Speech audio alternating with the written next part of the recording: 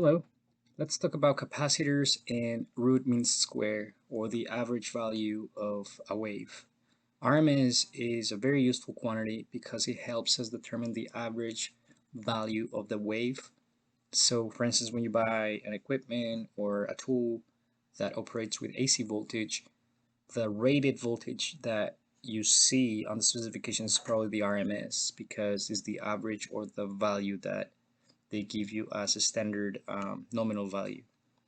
And also we want to learn about capacitors because they're pretty important um, elements, and they make a very important part of the circuits.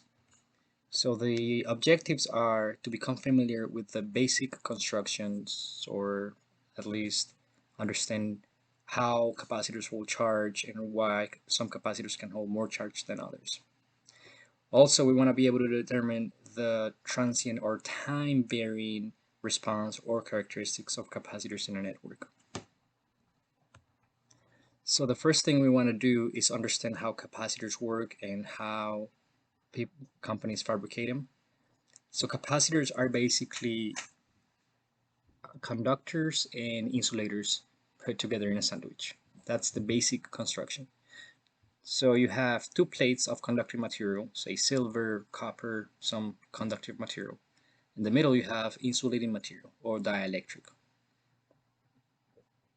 The charge in the dielectric material is polarized, and since conductors you can have flow of electrons, in dielectric materials you do not have that flow of electrons. Instead, the atoms get polarized, the electrons get polarized, and you can hold the charge um, when you pass electrons through the insulator. So the first thing we want to mention here is that the units of charge are coulombs, and in order to compute charge, the formula is capacitance times voltage. Or if you want to find capacitance, you divide the charge divided by the voltage. Capacitance has units of farads, Q has charge has units of coulombs, and of course volts has units of volts. So the current can be found, remember the units of current are amps, and amps are coulombs per second. So the change in the variation in charge with respect to time gives you the current, the electric current. So the derivative of Q, which is electric charge, with respect to time is the same as, remember, Q is capacitance times voltage.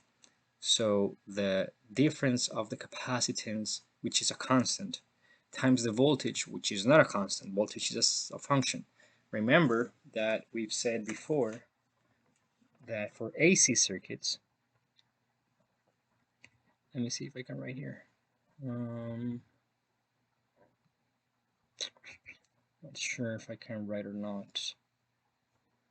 All right, let's use, what can we use? OneNote. Okay, good. So remember that when you have sine wave, we're saying that the voltage is a function of time because we have waves that travel through time.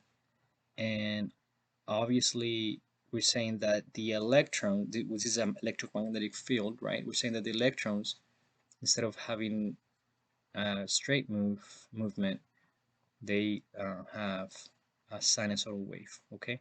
Or move in this fashion. Why? Because when they're generated at the power plant, they are generated with motors or with magnetic fields that rotate, and we'll see these later. So the field is positive, then negative, then it's positive and negative, and so it's kind of sending these shock waves of electrons that kind of pretty much resemble a wave.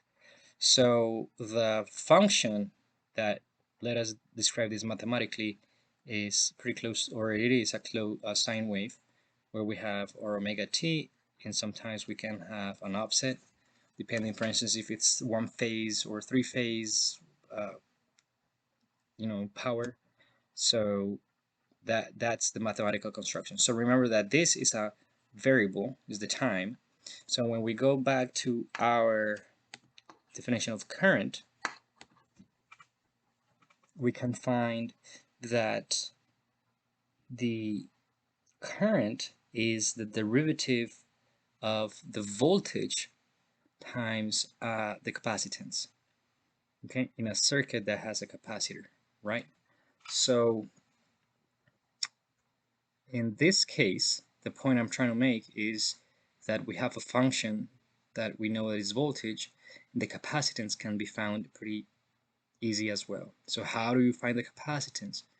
Well, the first thing we want to mention is that there's something called the dielectric constant, and is related to relative permittivity. So insulating materials have a property the same way that conductors have a conductivity and resistors have a resistivity. Insulating materials have a property called the dielectric constant, and has a value that has no units, so it's unitless. And air has a value of 1, but water has a value of 78.5, and that's because water is a polar molecule. If you think about water, it's a polar molecule, it's polarized because it has the two H2O, so it has two hydrogens and one oxygen, but they're in a way, the molecule is in a way that the hydrogens have a polarity that make the unit polar, that make the molecule polar. So believe it or not, water is polar molecule and has a dielectric constant that is higher than air. Now, vacuum, on the other hand, so vacuum being the absence of air or the absence of a medium, waves can travel through a vacuum. So electromagnetic waves can travel through vacuum. Sound cannot travel through vacuum because sound is a wave that is mechanical. In other words, it's a wave that is the displacement of air. So this displacement of air creates a pressure, and the ear senses that wave, that mechanical wave with a membrane, and that's how we hear stuff. But in a void space, in empty space, there's no air, so sound does not propagate. But light, and well, light is an electromagnetic wave, so electromagnetic waves can indeed travel through vacuum. So vacuum has a dielectric constant. It's very small. The electric constant of vacuum of free space is 8.85 10 to the negative 12 farads per meter. The units of this, well, this is so there's one thing here that we need to specify. The units of dielectric constant. Oh, I'm confusing myself. Sorry, let me say that again.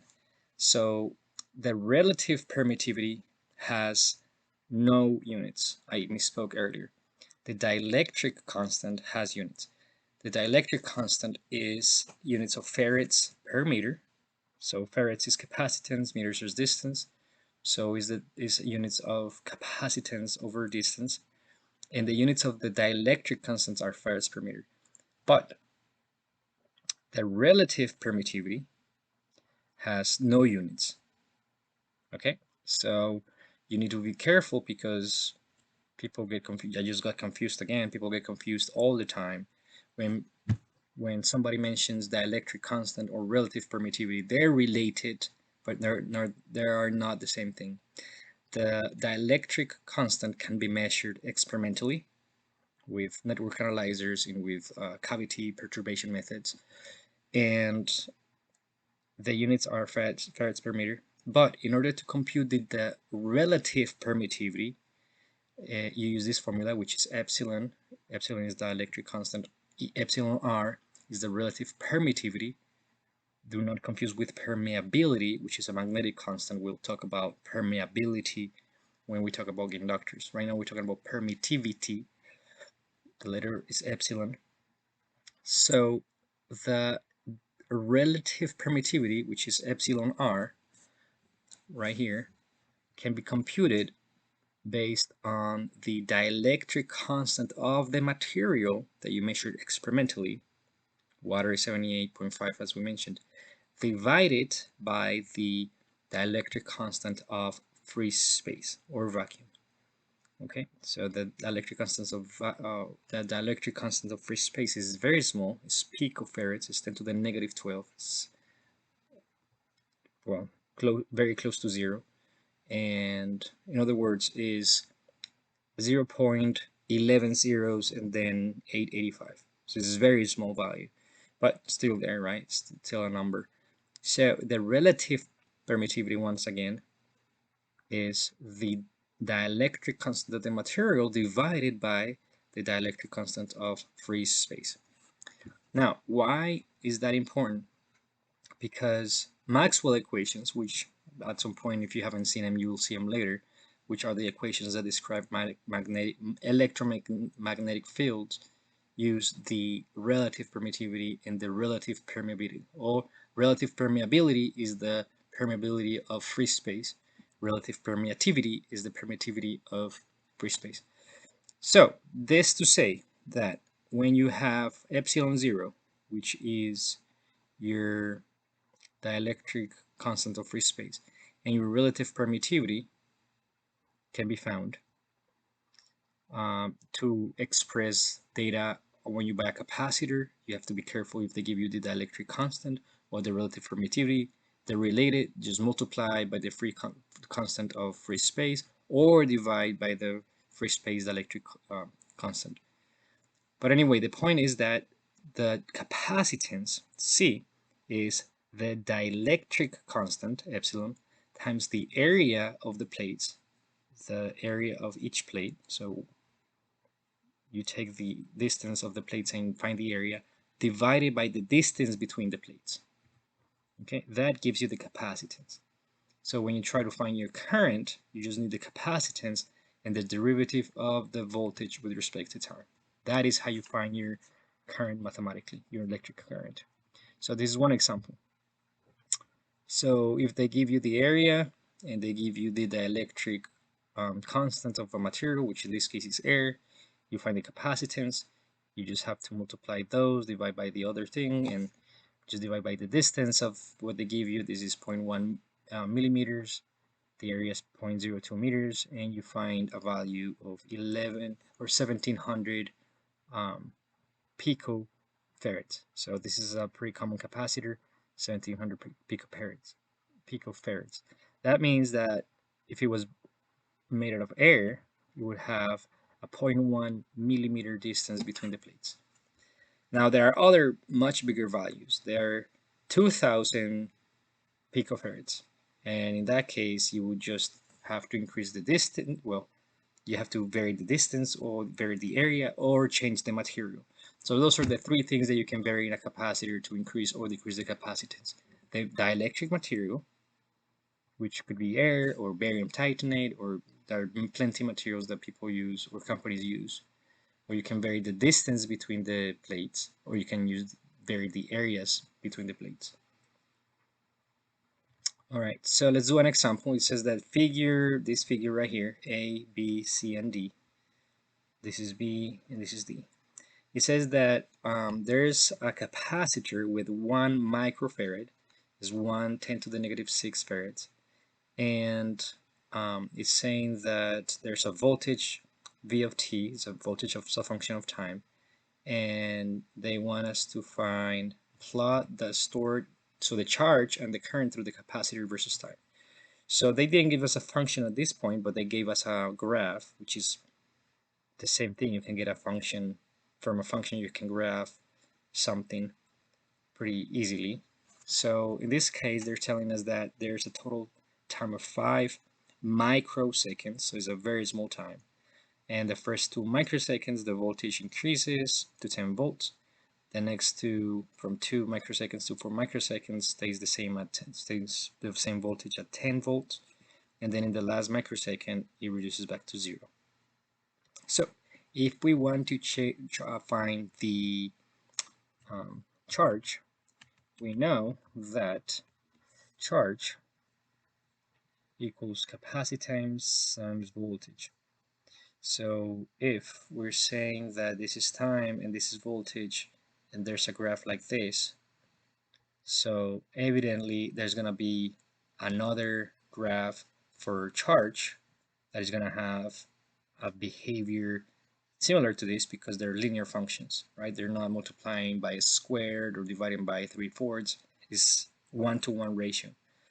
Well, except for there's a constant here that is pretty small. Remember that this is 1 microfarad or 0.1 microfarad, 1 microfarad. Okay, so the capacitance is 1 microfarad.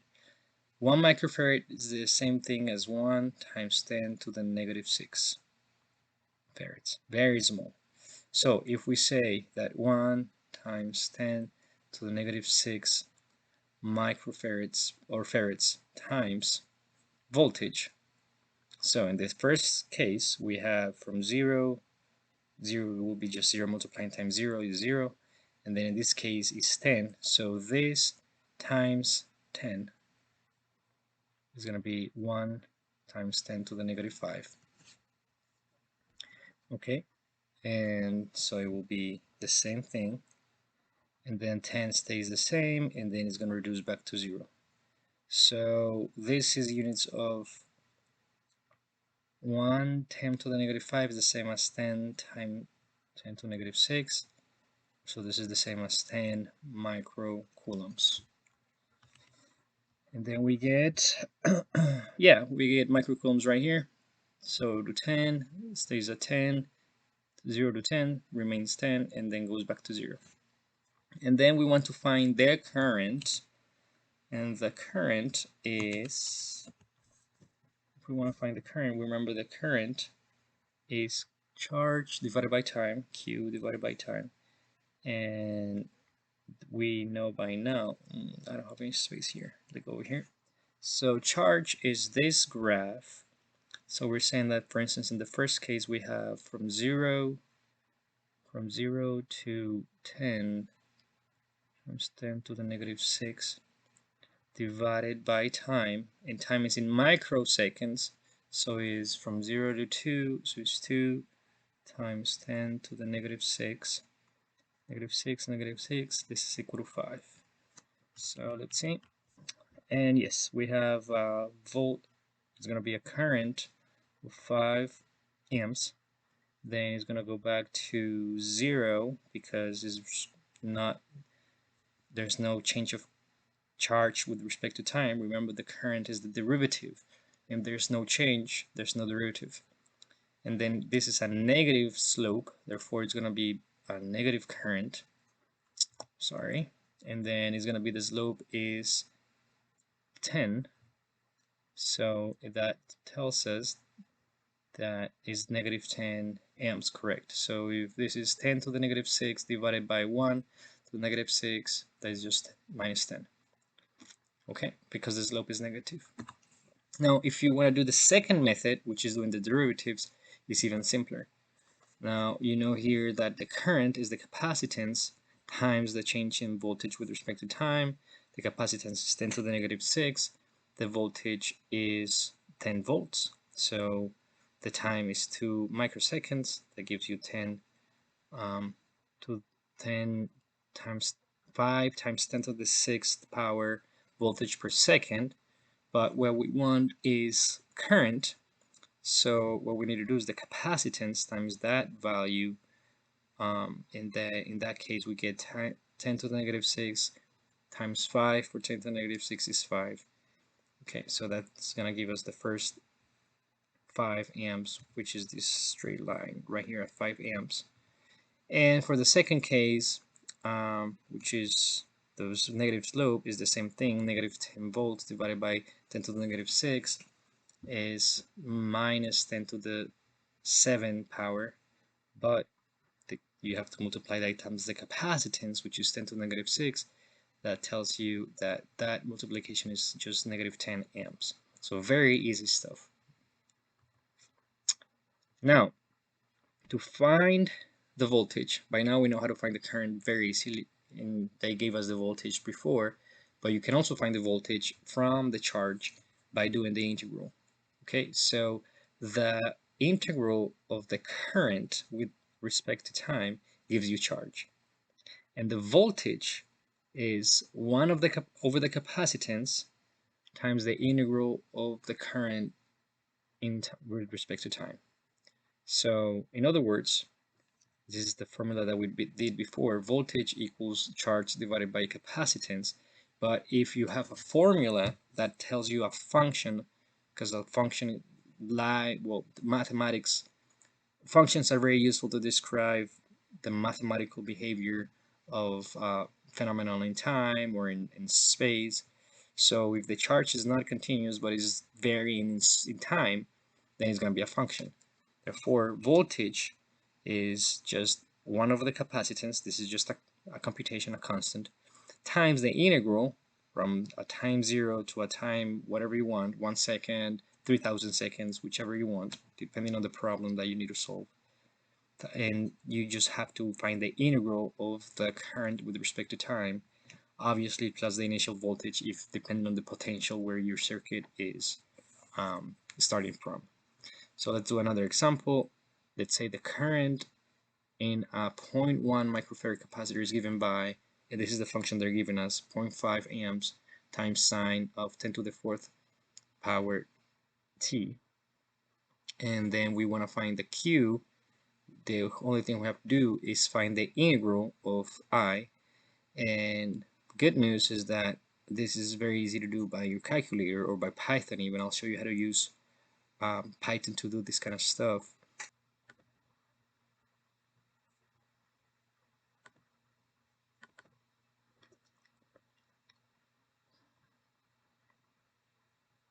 Okay, so let's do this. So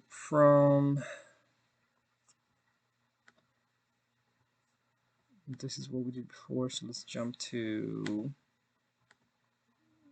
yeah, it's working. So if I were to run this, 8.70, excellent. So if you want to use Python to do the integral of a function, you have to import a module that will let you do the symbolic math. So you would have to do package import. So you just type this. The only thing you have to type is exclamation mark package import, which is pip install SciPy, SYMPY. Okay, so if you run this, it will tell you that, well, I already have it installed. When the first time is going to tell you a bunch of things that is downloading to your API. It's not going to be on your computer, it's going to be on your API on Google, so don't worry about space or anything. And the other thing you have to do is import SciPy to be able to use your mathematic functions. So from SciPy import everything. This is what this line means. So the first time might be a little blurry or hard to follow, but this is something that you need to do every time. So just copy and paste and have it in hand, because it's something that it will help you a lot if you need to do a bunch of derivatives for other classes or even for this class. So we're going to define x as a symbol. So we're going to say x equals symbols x. And if we want to do a derivative, let's see if I remember how. I had here an example, since sometimes don't use this very often necessarily. So let's see. Our function is going to be equal to 0.5 times sine of, what was it, 1,000? Let me check. 10,000 of 10,000 times x. Well, in that case, it's not going to be x, but it's going to be t. So let's do another symbol, which is going to be import. Sorry, t is going to be a symbol defined as t, and times t. All right, is this going to give you any issues? no issues. Okay, so if I were to print f, print f,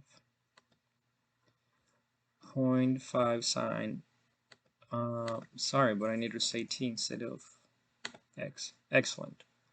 So let's do something here. Let's say the function for derive is gonna be, all right, let me see. So f prime equals, oh, you cannot say f prime like that. So f1 is gonna be the first derivative, and it's gonna be the derivative, derive perhaps, derivative. All right, run into an issue here. Let's see what Google has to say about sim pi derive. I already forgot how to do this, but I think I can find it pretty easily. Sim pi derive derivative tutorial. There you go. I think I found it already. So from, oh yes, now I remember, is diff with two f's. Yes, it's diff with two f's. So diff of f with respect to t, right? Is that how you do it? All right, excellent. We think we did it. So it's gonna be 5,000 cosine of 10,000 t. What did we get here? We get 5.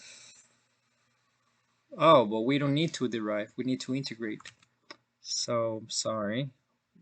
Okay, so this is how you find the derivative. So let's see, integral of f equals, now I don't know how to say integral. Is it integral or integrate? Let's go back to Google and say integral,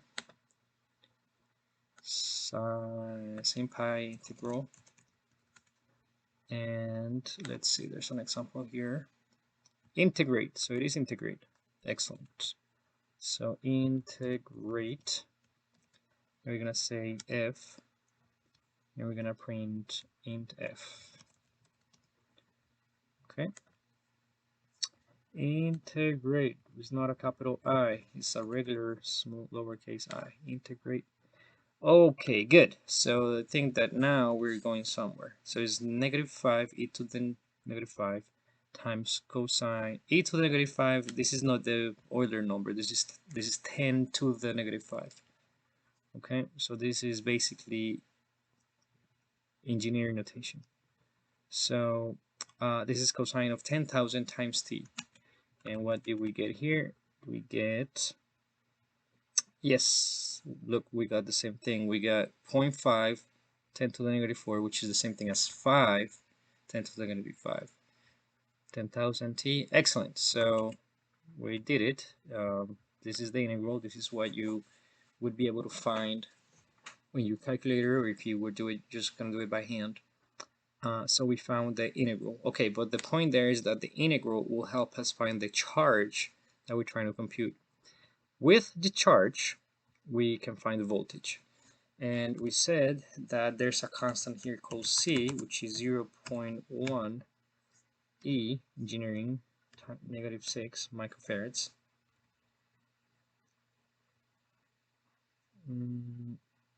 Yeah, this is okay. Let me run it again. Yes, Python understands engineering notation. So what we need to do is say that the voltage V is equal to int F divided by C. And then if we print B, V as Victor, V as voltage, we're gonna have, wait a second, what is, it's lowercase v. I don't know, I think I have this. Nice. It's -100 times cosine, -500 times cosine of 10,000. And negative, what did we get? Voltage, well, yes, but we are evaluating at what time? Let me see something here. So, oh, we're evaluating between 0 and 1. Okay. So in that case, that's almost the answer.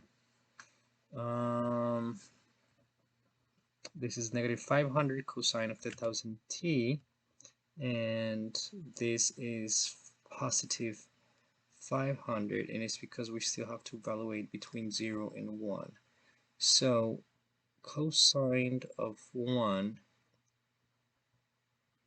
so cosine of 0 is 1, and this is what we get. And cosine, I think that this is a mistake here because they're not telling us. This is an example from a book, but now I think that they have a mistake. Typical books give you mistakes every now and then. They're saying that they're not giving us a time to evaluate, so this is not correct. Up until here is correct. And we just need to choose the time that we want to evaluate. So this with Python is correct. This is correct. So the voltage is negative 500 cosine of 10,000 t. That is the voltage. Yes, because what they gave us was sine, and when we find the integral, it takes us back to cosine. So yes, the important part of this example that I wanted to show you is up to here. Don't forget about this part because they didn't tell us to evaluate, and they're still evaluating, unless there was a previous example that I missed when I took this example from the book that is telling me to evaluate it, but I don't see this being clear. So just bear in mind that the important thing is that if you want to find the charge mathematically, you have to evaluate the integral of your function. Okay, if you have questions about this one, let me know. I can clarify further, but just these two things is what I want you to remember, that the voltage is the electric charge divided by the capacitance, and the charge is the integral of the electric current. So the energy that is stored in capacitors is, which is W, is, I guess it's because of watts, but typically in electronics, little capital W or small lowercase w are used for stored energy, or sometimes for power. And the stored energy is 1/2 of the capacitance times the voltage squared. Okay, that's how you find the stored energy. You know, the power is voltage times current, and obviously we saw before that the current is the voltage times the difference in the changing in voltage with respect to time. So that's why we get voltage squared when we do the power.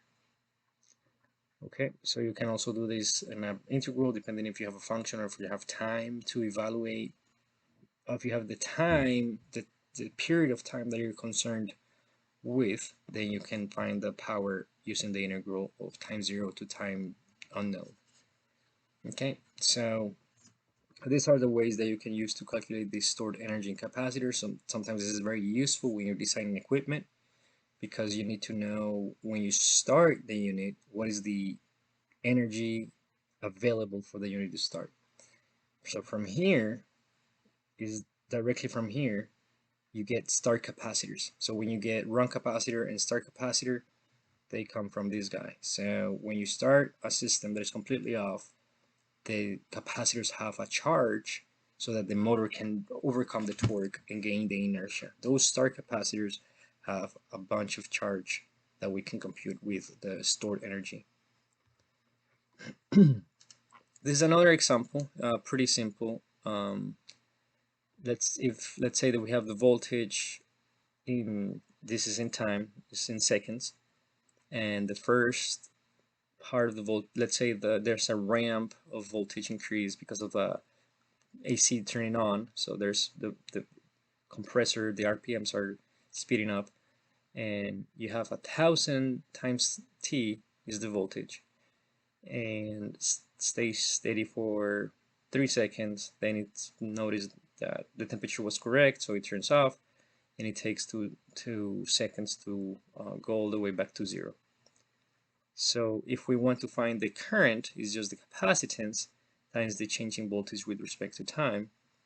And since this is respect to time, this voltage, we can just find the derivative pretty easily. And this derivative of 1,000 T with respect to T is 1,000. And given a capacitance that, I guess I didn't give you the capacitance, but they're telling me right here that is not told us where the capacitance is. It's the same from an example before, 0.1 microfarads.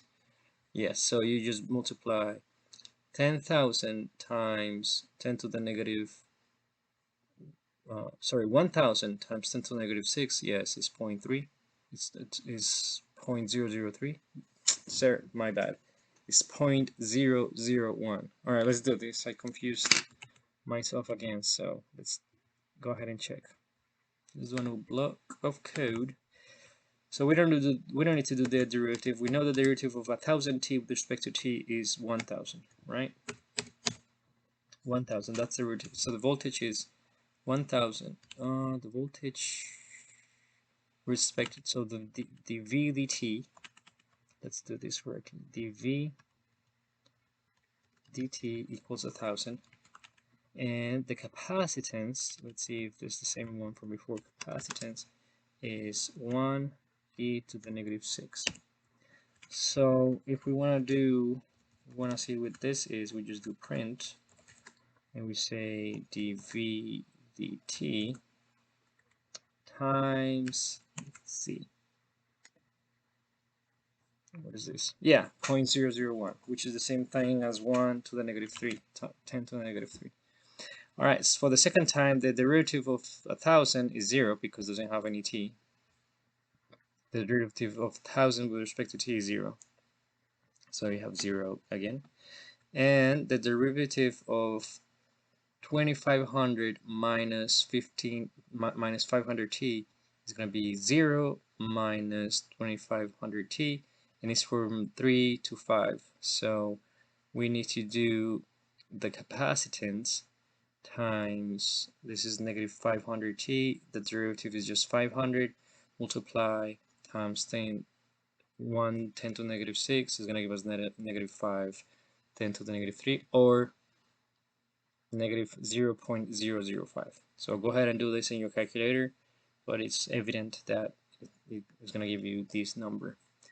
Alright, if you want to find the power, notice how interesting the power is now going to be another linear combination of the capacitance times the voltage times the derivative of the voltage with respect to time. So in that case, you just simply have to do the capacitance is 1 microfarad, the voltage is 1,000 T times the difference, the derivative of voltage with respect to time, which is 1,000. So let's see, 1,000 T times 1,000 times 1,000 is going to give us, let's see if we can do this computation with Python. Okay, so P equals 1 e to the negative 6 times 1,000. Oh, is it 1,000? Yes, 1,000. 1, 2, 3, it's a million. So P equals, let's see P real quick. This is 1, right? Oh, yeah, evidently. 1 the million is 1/10 to the 6th, and 1 e to the negative 6, so that is just 1. And let's go back to the example. Right, and we're saying that now we're multiplying from 0 to 1. So we get, this should be 1 then, because capacitance is, yes, this should be 1 watt. We just, because we just did it here, is 1 e to the negative 6 times 1,000. This will give us a value of 1. And then if we evaluate with respect to yes, and this is 0 to 1 second, so at 0 is 0 and at 1 is 1, so this is 1, not 10. Current is okay, 10. V times I. Oh yeah, it is 10. This is correct, because power is V times I, and since V is 1,000 and this is milliamps, so let's do this way. Let's see, no, it's still get a 1, so milliamps is e to the negative 3. So let's do this way. So method 2, we say that P equals 1 e to the negative 3, that is current, and in P equals V times I, and power and voltage is 1,000 times this. So that also is going to give us 1. If you print P by itself, it's also going to, yeah, definitely, this is not correct. The value that we get is 1. So the maximum here is 1. And let's evaluate the second one. So we get the same capacitance, e to the negative 6, that is okay, or 10 to the negative 6, because it's 1 microfarad. And then we get voltage. Oh, this one is going to be a little bit tricky, because it's going to be, the voltage is, this is the thing that is confusing, because we have to evaluate from 3 to 5. So 500 times 5 minus t. Alright, so let's do this. 500 times 5 minus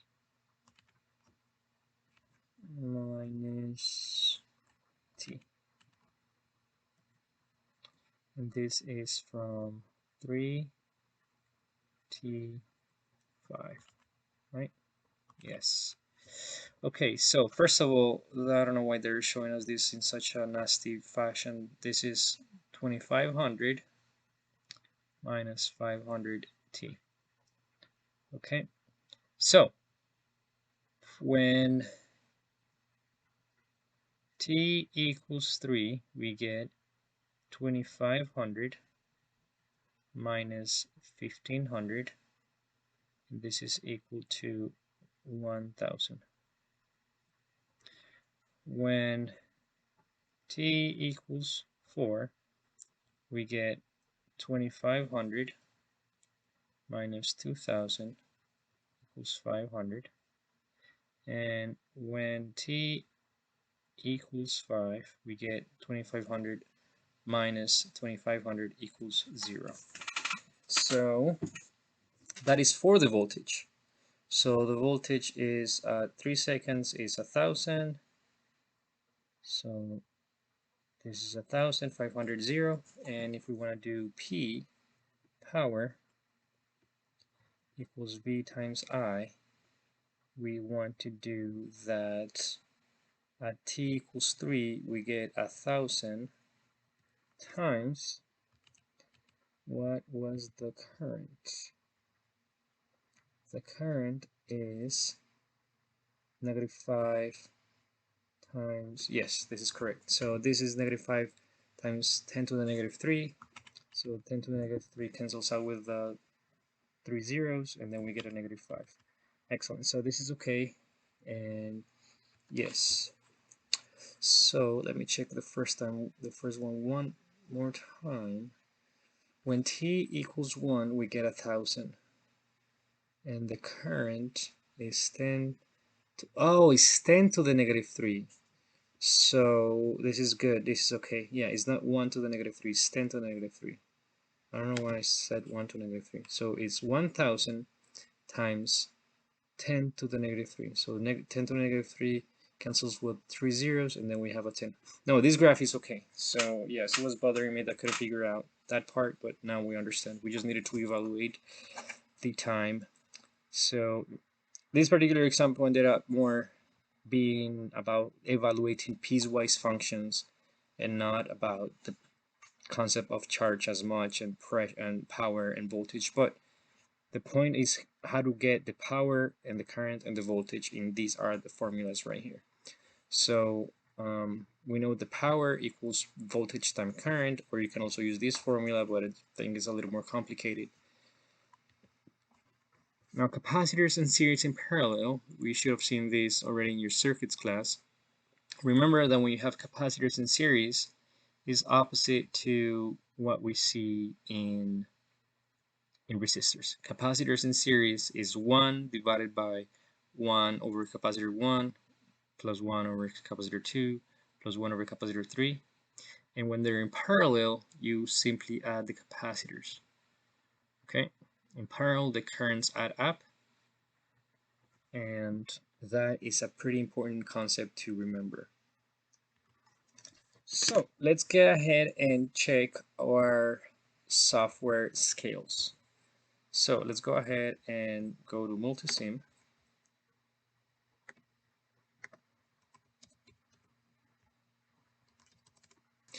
When you log in, you'll see this screen right here, which the free version still has a lot of details, but it's pretty simple. The premium or the version that you pay for is a little more advanced, and then you have a chance to get your drawings and get your PCBs or your printed circuits. So it's a little more advanced, has a library for the parts, but this one is perfect for what we need right now. So we're going to replicate this circuit right here. So we need AC source, we need a capacitor, and we need a probe. So let's get those items up here. So we're gonna get AC source, and we're gonna say that is 1 kilohertz and is 5 volts. So 5 volts and 1 kilohertz. 5 volts and 1 kilohertz. Excellent. Then the capacitor is 68 microfarads. Let's bring a capacitor. So if you remember, from here you can get all the voltage sources that you need: AC, DC, a battery, etc. If it's DC, here are the grounds, which we're gonna need a ground. So let's bring it over here. And the elements are right here. These are the common elements. So right now we just need a capacitor, therefore we're gonna bring it right here, and the value is 68. Make sure you keep the unit, it's microfarad, and we're going to just use the wire to connect the ends.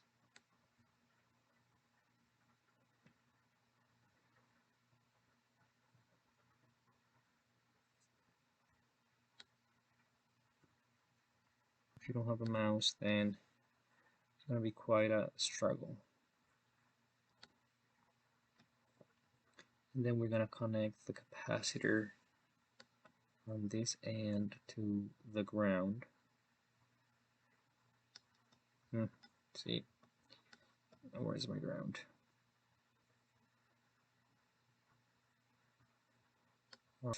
So let's see, run it, any errors, connect probe to a show. Yeah, okay, no errors. Right now just telling us that it can't show anything because there's nothing to show. So of course, where we want to put the probe, if we put it on this leg, it's going to take us to ground, so it's going to be a zero potential. Same thing here. If we put it before the capacitor, then we're going to see some action. So let's take a probe to the capacitor, and let's plot, see what we see. Excellent. So we have a milliseconds per division. That's good. We have from 0 to 5, and -5, good. So if we get to this point, we can see that yes, we're plotting this the correct thing. But let's see, what is the reactance of our capacitor? So we know that is 1 over omega times c. Omega is 1,000, and well, omega is 2 pi times 1,000, and because frequency is 1,000, and then we have the capacitance, which is 68 times e to the negative 6, and that will give us 2.36 ohms.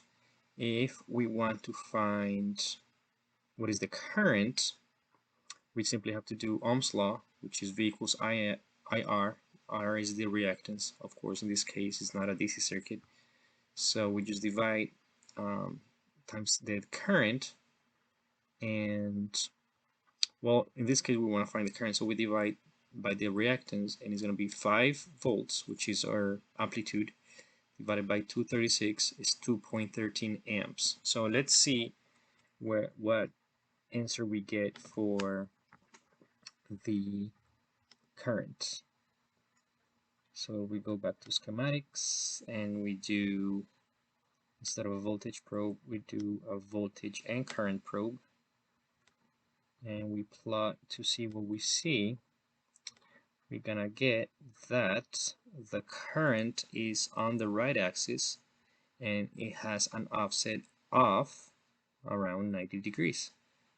Okay, right. So as you can see, we get the amplitude is around the current that we found mathematically, which was 2.1, and it has an offset because of the capacitor deriving the signal.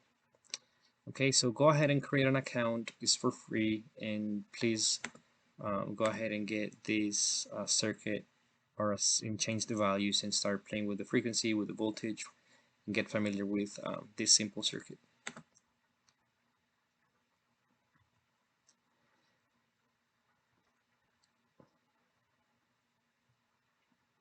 So for lab 1, I'm gonna post it online to show the problem with much more details, but I want you to replicate this circuit, and this circuit has a voltage source and an inductor and a resistor. So I'm gonna give you a lecture about inductors, and then I'm gonna post the conditions about the lab so that you can get familiar with the software, which I think will give you a lot of benefits for your future projects.